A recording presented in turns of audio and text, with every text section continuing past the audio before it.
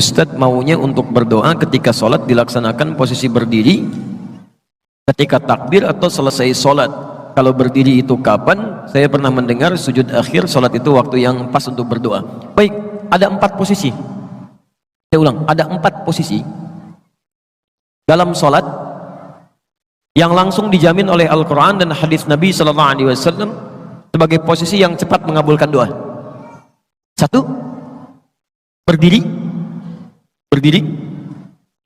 Dalilnya di Quran surah ketiga Ali Imran ayat 38 sampai 39, di Al-Baqarah ayat ke-45, di hadis Nabi SAW riwayat Abu Daud nomor hadis 649. Nanti saya turunkan. Yang kedua, saat ruku dan sujud. Dalilnya di Quran ada di surah ke-48 Al-Fatah ayat 29.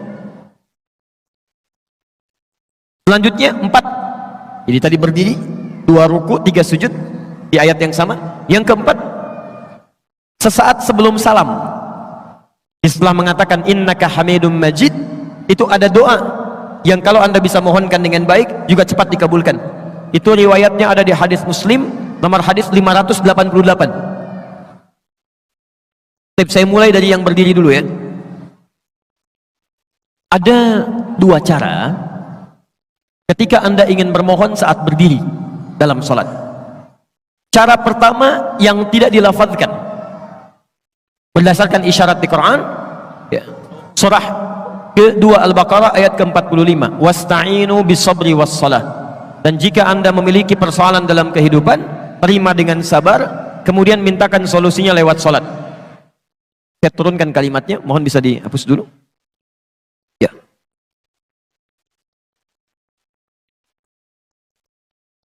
Lihat sini ya, saya berikan gambaran secara lafadznya. Baik, cukup, jazakallah.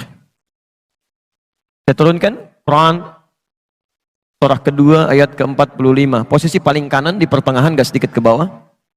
Wasta'inu. Perhatikan cara menerjemahkannya. Dan jika Anda punya persoalan dalam hidup, mintakan solusinya. Pertama, bis sabri, dengan sabar. Jadi jangan mengeluh. Lalu kemudian terima dulu dengan sabar, lalu tunaikan salat, wassalah. Minta dalam salat. Dijelaskan di hadis kapan mintanya. Di hadis Abu Daud nomor hadis 649. Lihat, fokus. Perintah Qur'annya wasta'inu, dan mohonkan kepada Allah. Kalau Anda ingin robah kalimat wasta'inu menjadi bentuk permintaan, kita yang minta, maka dalam bahasa Arab kalimatnya akan berubah dari ista'inu menjadi nasta'in. Diturunkan nasta'in.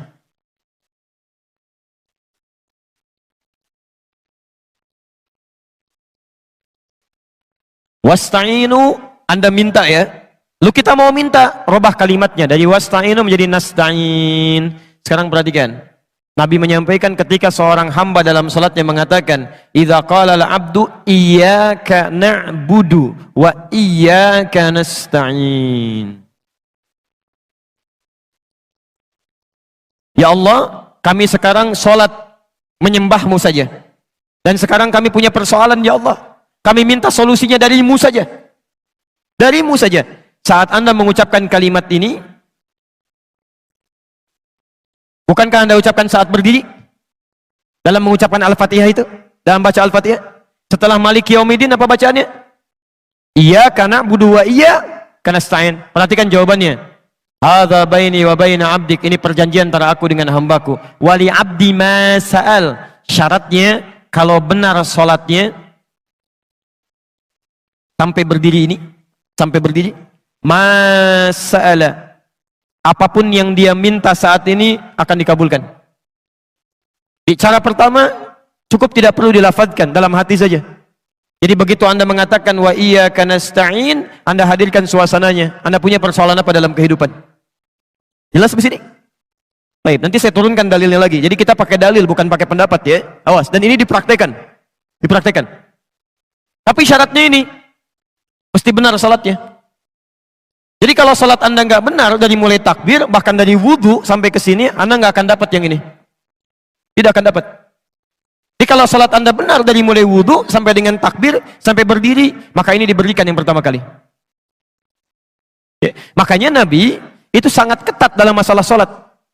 Saya sampaikan sampai 2 kali, dari tadi malam di Al-Irsyad sampai tadi subuh ya di Masjid Al-Falah. Disebutkan di Al-Bukhari nomor hadis 751, 757, di hadis Muslim nomor hadis 397. Babul musi fis shalah. Ada orang yang datang kepada Nabi namanya Khalad Az-Zuraiqi. Ya, ja'a rajulun ila Nabi sallallahu alaihi wasallam. Datang seorang lelaki pada Nabi sallallahu alaihi wasallam. Pada khala ila Masjidin Nabawi, masuk ke Masjid Nabi. Fasalla bi jambin Nabi sallallahu alaihi wasallam, salat di samping Nabi. Kemudian dia mulai bertakbir sampai salam. Falamma sallama yaminan wa shamala, tatkala salam ke kanan dan ke kiri, faqala lahu Nabi sallallahu alaihi wasallam. Nabi sallallahu alaihi wasallam langsung berkata pada orang ini, "Shalli fa innaka lam tusalli." Kamu salat lagi karena kamu belum salat. Padahal sudah salam. Dia mengulang sampai 3 kali, tapi Nabi mengucapkan kalimat serupa. Anda salat lagi karena Anda belum salat. Apa kata orang ini? Ya Rasulullah, ma'uhsinu ghairah, alimni. Ya Rasulullah, saya nggak bisa lebih baik daripada ini. Tolong ajarkan saya. Maka diajarkan oleh Nabi dari mulai wudu, Pak, sampai dengan salam. Idza qumta ila shalah asbighul wudu, famastaqbilil qiblah, famafakabbir. Kalau kamu mau salatnya bagus sempurna, sempurnakan wudu, begini caranya. Kemudian menghadap ke arah kiblat sampai kakinya diatur, bagaimana cara berdirinya, bagaimana lebar kakinya, bagaimana cara bertakbirnya, bagaimana cara bersedekapnya, sampai akhirnya. Sampai di situ Nabi mengatakan di Al-Bukhari nomor hadis 651, "Shallu kama ra'aitumuni usalli." Salatlah kalian seperti persis melihat saya. Saking ingin benarnya salat kita bukan masalah fikihnya, tapi Nabi ingin memastikan bahwa kita yang salat mendapatkan minimal karunia ini. Jelas di sini? Yang kedua, ada yang boleh dilafadzkan dalam berdiri. Boleh, bisa dilafadzkan. Jadi yang ini belum dilafadzkan, masih memohon.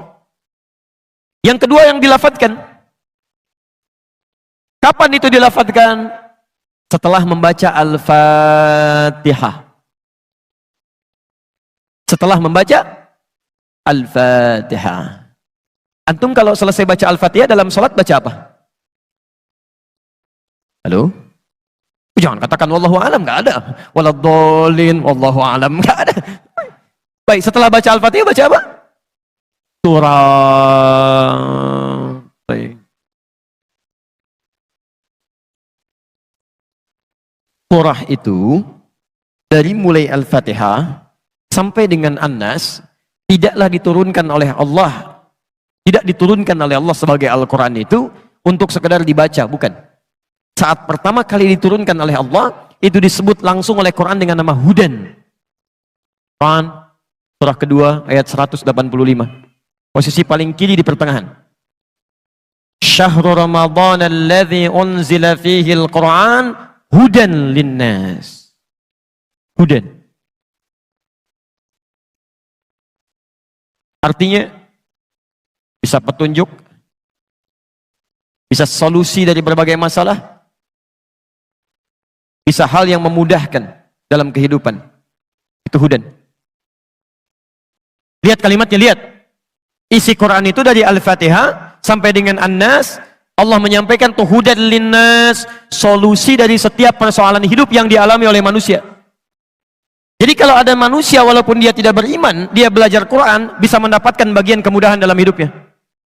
Makanya saking sayangnya Allah pada orang beriman, dipaksa oleh Allah dalam tanda petik, supaya dia mendapatkan hudan, solusi kemudahan dalam hidupnya. Bagaimana caranya? Dipindahkan ayatnya ke Al-Baqarah ayat 2 sampai 3, posisi paling kiri dari atas sampai ke tengah. Dzalikal kitabu la raiba fi hudal lil muttaqin.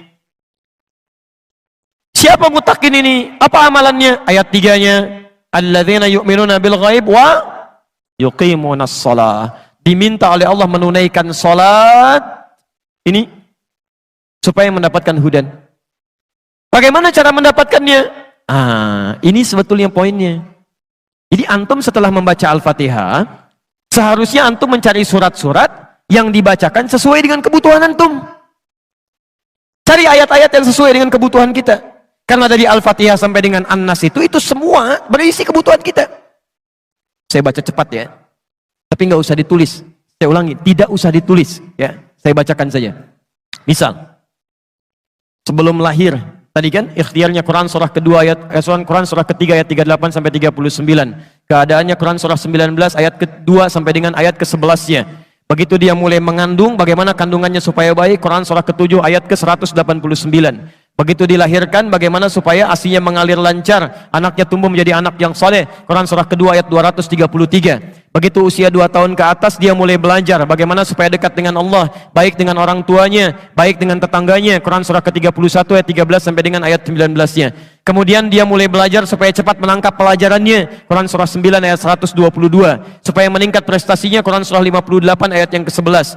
Kemudian dia mulai meningkat lagi pendidikannya, mulai mendapatkan teman-teman bergaul. Bagaimana supaya tidak bisa merubah keadaannya, supaya lebih dekat dengan Allah, tidak terjebak dalam pergaulan bebas, Quran surah ke-49 ayat ke-13-nya. Ada yang serius datang mau melamar, bagaimana menyikapinya, Quran surah ke-4 ayat yang ke-4. Terjadi pernikahan, Quran surah 30 ayat ke-21.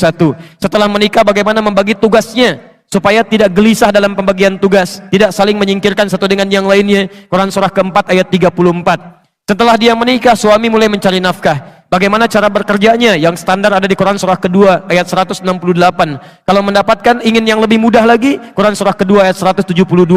Kalau belum berangkat, rizkinya sudah menunggu dia, Quran surah 7 ayat ke-96-nya. Kemudian dalam bekerja ini tidak mudah. Istri harus merawat anaknya, merawat rumah tangga. Kadang-kadang anaknya sulit diatur, mengatakan pada perintah ibunya, mengatasinya, Quran surah ke-17 ayat ke-23. Itu dua-duanya sama-sama capek. Jangan dikira yang pergi ke kantor saja, ibu pun merawat anak juga kadang-kadang ada rasa lelah. Bagaimana mengatasinya? Kalau lelah-lelah sedikit, itu ada di Quran surah ke-26 ayat ke-80. Kalau sudah mulai menjadi penyakit, bahkan kata dokter nggak ada obatnya, bagi Allah nggak ada yang mustahil. Quran surah ke-21 ayat 83 sampai dengan 84. Kadang-kadang Anda yang bekerja, ada orang yang tidak suka dengan Anda. Ada yang usil, ingin menyingkirkan Anda, menyungkurkan Anda. Ada perlindungan dari Allah di Quran surah ke-17 ayat 79 sampai dengan 81. Kalau ada yang membuat diri Anda tersesat sampai mengatakan, ya Allah kenapa dia begini, ya Allah apa nggak ada solusinya? Selalu ada. Amalkan di Quran surah ke-21 ayat 87 sampai dengan ayat ke-88-nya. Sampai Anda beraktivitas lagi, mendapatkan kesenangan hidup, harta mulai melimpah, Masya Allah, rumah semakin luas, syukuri itu semua dengan mengamalkan tuntunan di Quran surah ke-14 ayat yang ke-7-nya.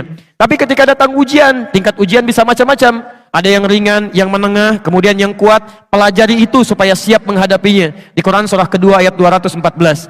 Solusinya di Quran surah ketiga ayat 142. Cara sabarnya di Quran surah kedua ayat 155 sampai 157. Sampai Anda terus berkembang, usia 40 tahun, orang tua masih ada, ingin berbakti pada orang tua, ada di Quran surah ke-46 ayat yang ke-15-nya. Sampai kemudian Anda semakin sepuh mengatakan, ya Allah, apakah saya akan hidup untuk selamanya? Tidak. Satu saat kamu akan meninggal. Bagaimana cara meninggalnya, ya Allah? Kamu akan kedatangan maut di Quran surah ketiga ayat 185. Maut itu datang lewat malaikat yang diutus, Quran surah 32 ayat yang ke-11. Bagaimana cara diambilnya, ya Allah? Kalau kamu ingin tenang diambilnya, kerjakan amal soleh, maka kamu akan dipanggil dengan kalimat yang menenangkan. Ya ayyatuhan nafsul mutmainnah, Quran surah 89 ayat 27 sampai dengan ayat 30. Tapi kalau kamu banyak amal salah, tidak ada amal soleh, maka panggilannya akan sedikit menegangkan. Quran surah ke-8 ayat ke-50 sambil dipukulin malaikat. Ya Allah, saya telah mengalami malam pertama di alam dunia. Bagaimana malam pertama di alam kubur? Apakah menyenangkan atau ada persoalan? Kalau ingin senang, Quran surah ke-3 ayat 169 sampai 172. Kalau kamu ingin sedikit menegangkan sambil ditampakkan neraka jahanam dari mulai pagi sampai dengan sore, boleh, ada di Quran surah ke-40 ayat 46 sampai dengan 47-nya. Ya Allah, bagaimana suasana hisab? Apakah menyenangkan atau tidak? Kalau kamu ingin masuk surga tanpa hisab, langsung masuk, mendapatkan berita gembira surga, ada amalannya di Quran surah kedua ayat 25. Tapi kalau kamu misalnya banyak amal salahnya, mengabaikan perintah Allah, bahkan kamu bisa masuk neraka tanpa hisab.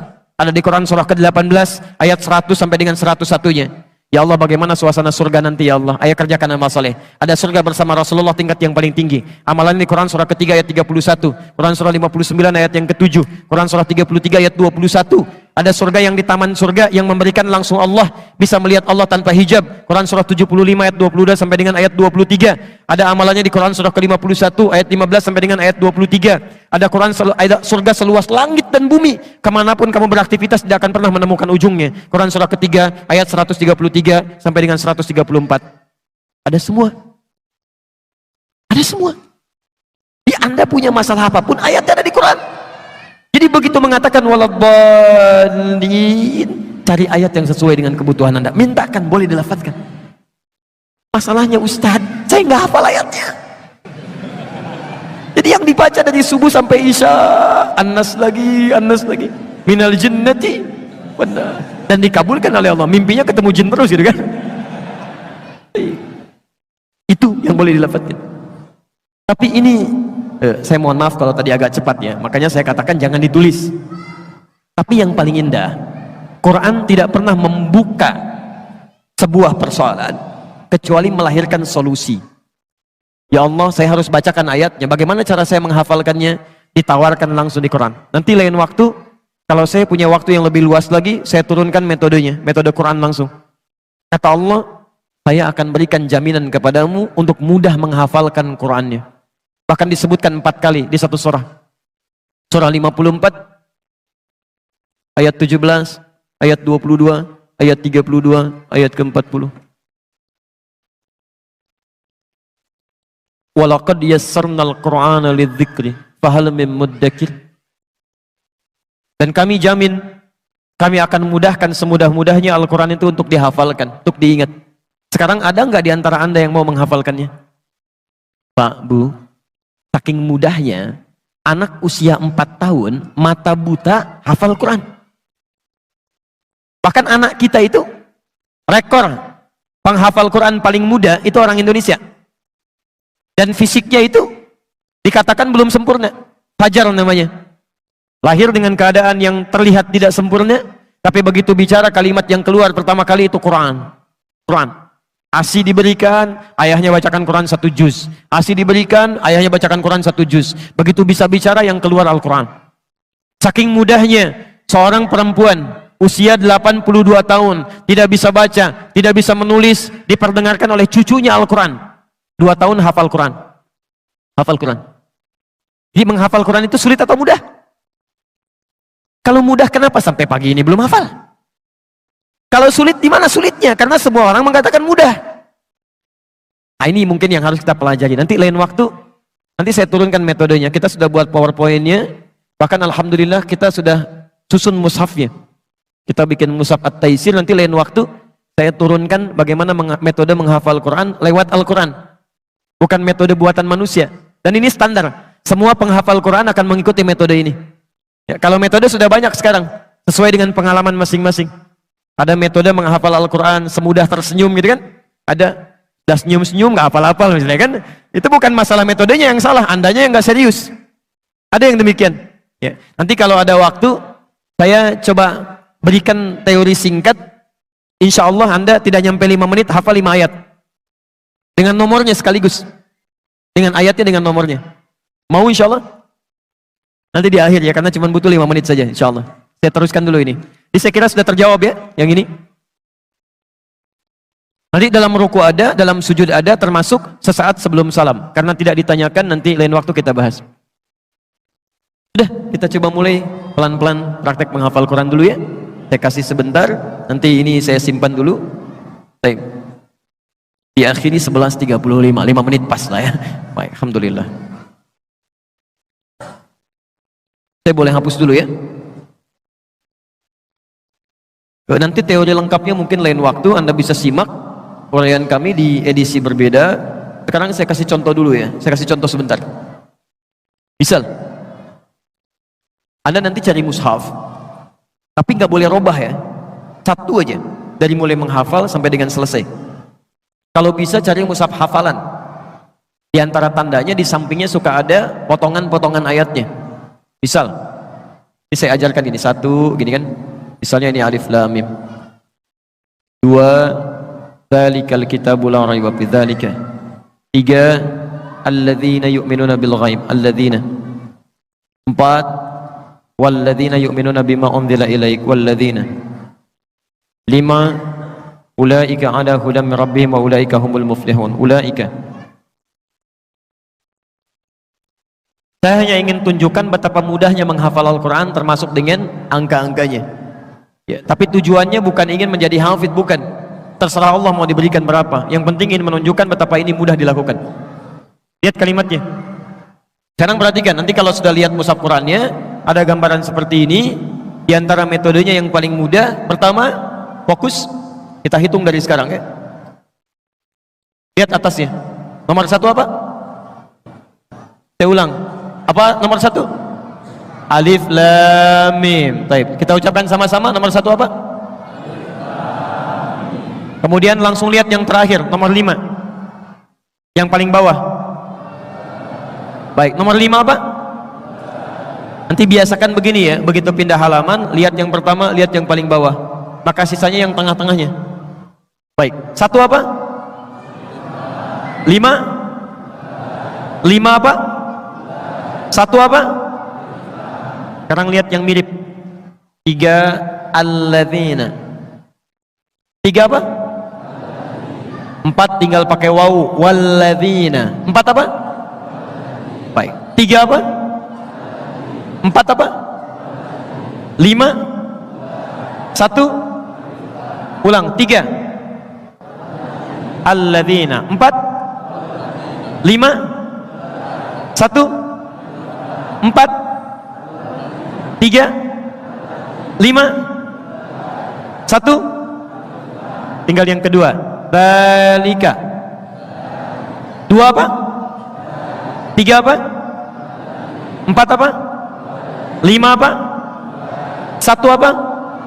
Saya ulang, 1 2 3 4 5 3 2.